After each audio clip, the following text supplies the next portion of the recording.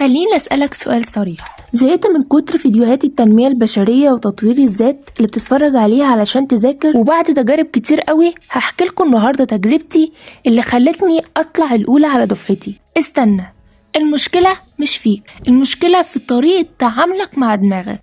خلينا متفقين من الأول، انت مش كسول ولا انت غبي، انت بس مضغوط، دماغك مليانة أفكار، خايف تفشل، كل ما تيجي تذاكر بتحس بتقل، فتح الكتاب بقى تقيل كأنه حجر.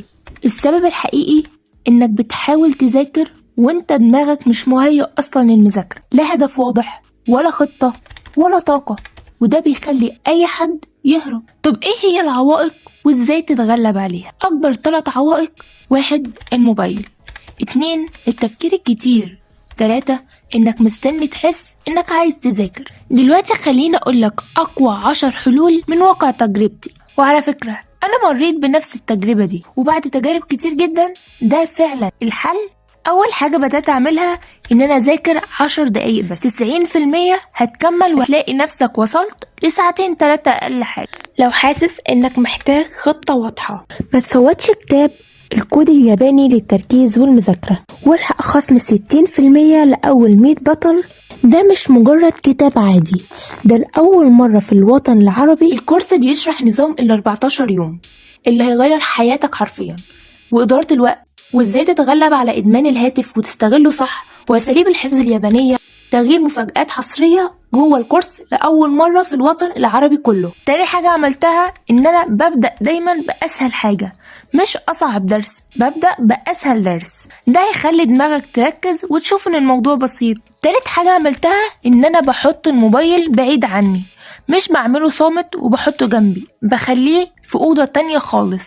رابع حاجة فرقت معايا هي مكان ثابت للمذاكرة، نفس المكان كل مرة بيدي لدماغي إشارة إنه جاهز ومهيأ للمذاكرة. خامس حاجة فرقت معايا إن أنا بكتب بإيدي، الكتابة بتثبت المعلومة فوق ما تتخيل.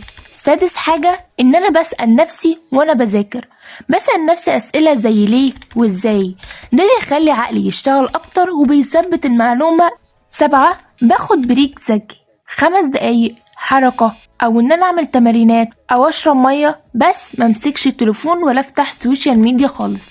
8 حاجه فرقت معايا ان انا اكافئ نفسي، لما خلصت الجزء اللي انا محدداه او خلصت الاهداف بتاعت اليوم باخد مكافاه. شوف انت ايه اللي بيبسطك واعمله لنفسك. 9 حاجه بطلت اذاكر وانا تعبانه، حطها قاعده في حياتك: نام الاول وريح دماغك وبعدين ابدأ مذاكرة. 10 حاجة فرقت معايا ان انا براجع قبل ما انسى، فعلا التكرار بيعلم الشطار، بعمل مراجعة سريعة، ده هيساعدك ان المعلومة تنتقل من الذاكرة قصيرة المدى للذاكرة طويلة المدى، وبتعمل مراجعة تاني يوم المذاكرة وبعدها ب3 ايام، ده هيثبت المعلومة.